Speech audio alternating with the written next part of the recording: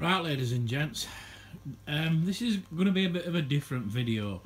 I've got a tabletop to make for, I've got an old Singer sewing machine base, the metal frame. I'll show you it later. And my wife would like a tabletop putting on it. So this is my raw material. By the way, this is my workshop. It is a mess. This is our workshop should look, not like the lovely shiny things that you see on YouTube every day. As you can see, like I say, I do wood turning. There's a little bit of my wood turning stock material. I have got wood stashed everywhere in this place. I am a bit of a wood hoarder. Blanks up there. I'll just shut this. There's more up there. There's everything you can imagine. Yew, cherry, apple, some Irish bog oak that's thousands of years old. This is sort of how I have my workshop set up. I'll just come back a bit. I've got old kitchen cabinets. Obviously, being a joiner, I've got lots of tools. Now I used to carry them all around with me. Now I don't have to. So I'll just step back a bit. So these are some of my hand tools. What I've done is I've just got old kitchen cabinets and I've cut them down. I've cut the backs off of them. So shut the door. That just keeps them safe in there. This one has got a few hammers in. That one's full of junk. A few bits and bobs of me wood turning. There's a nice little carver's mallet. I'm just on with making a stone carver's mallet for a friend of mine. That's what he wants, one of them, so I've just turned down some oak. I'd usually have loads of my little birdhouses kicking around, but I've not got none because I've given them all away. So this is just how I have it. What I want to do is, as you can see there, that's them doors made out of pallet wood. That's what I want to do for all the cupboards. I want to just make doors nice and simple, really easy, just for storing all my junk. You need somewhere to store all your junk, so just little pockets in doors. So eventually I'm gonna go all the way around excuse me, all the way around and all the way down and round at the base. Like I say, it is a tip at the moment. I've also started over here with the base, making the doors same again out of pallet wood. I am going to put drawer fronts on there. So my wood turning lathe, some Axminster one. It's not fancy, but it does for me. Plenty of lighting when you're wood turning. So I've got lights there, a light underneath there, and so my bandsaw, my little table saw. So back to the project. This is my raw material. Basically what I'm going to do is it's going to be 2 layers of pallet wood. One layer across like that, and then another layer like so. It's not easy videoing and doing at the same time, like so, and then I'll cut a semicircle. So what I'll do is I'll keep periodically doing little videos of how it's going, and then I'll show you the finished article. Okay, right, hopefully you can see this. So I've got my, this is the top. I've picked the best out of them all. It is going to look rustic. I'm going to bang it up some more and ding it and sand it all. But so what I've done is I've laid them all out, and like I say, it's a semicircle. So all I've done is I've literally got a little crappy piece of wood,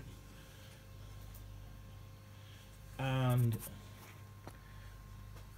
all you do is stick a pencil in there like that, and then you come back here. If you can see, I've got a centre line, and there's my hole marked, and I just bang the nail in. So all you do is make sure your nail stuck out quite a bit. So I'll try and get this for you. So in the hole that goes, and all you do is, I'll just come around, is just swing it round like so. Yeah, you get what I mean. All the way around like that. I'll take the pencil out for a minute. All the way around, and then you've got your semicircle. Now all I've done is, because I want it a little bit longer, I've just squared up. I've stopped the semicircle there, and that is just square, so it just gives you a little bit more surface area. Right, so that's the top cut out and flipped upside down. So now what I'm going to have to do is, on the underside, I will then put the second layer. Now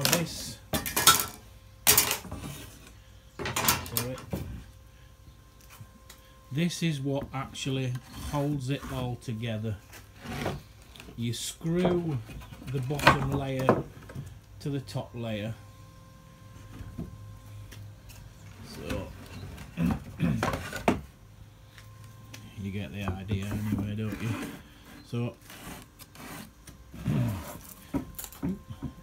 I now put the second layer on underneath, and what I'll do is I'll just tack that on with a few screws, and then I'll be able to mark and cut the underside. I've just rough cut it to within a couple of millimetres with the jigsaw. I know I've got a bandsaw, but sticking a big piece of wood like that through there for a little cut is daft when you've got a jigsaw. So right, I shall move on. Right, so we've now got the shape, we've got the sections together. So as you can see now, like I say, we've got one set of, try and prop that up, one set of pallet wood going from front to back, and if I lay it down, the top going across. So what I'm going to do now is I'm going to dismantle it, and I'm going to sand each plank individually, rounding over all the corners, and then reassemble it. Now on my lathe I have a little sanding attachment that I made, so I'll just move that back. All that is some cheap nasty chipboard, and I've just made a little frame. It just sits on, you just take that away. Basically it just sits on the bed of the lathe like so, and you push it up against there. Now this is just, I'll just move this, see if you can see better. This is just a faceplate with two pieces of, well, a piece of MDF and a piece of plywood. And what I've done is I've just screwed them onto the faceplate and screwed them together, and then all you do is you just set your lathe going, turn the circle perfect, and then this is just sticky back sandpaper discs. So when I want to sand something, I'll just move that up there. Let's see if I can find a bit of wood. Turn it on, Bob's your grandma, I've got a surface to sand on. So it'll be a combination of that and the big belt sander. Right, be back in a bit. Right, one assembled rustic pallet wood tabletop. As you can see, I've rounded all the corners over. It's not my design, it's one that we've found on the internet, to be honest, and my wife liked the idea with all the rounded over corners, so I've not gone mad sanding underneath. I've given it a bit of a sand, so I shall now get the base and I'll try it on for size, and then I will have to check with the gaffer what she wants doing with it, whether she wants it staining darker or varnishing or waxing or whatever. So right, I shall get the legs and put the top. Right, on the table. So all I've got to do now is sand all the, I'll just give a wire brush to the base, then it with black hammerite, and see what the boss wants me to do with the top. Okie doke, thanks.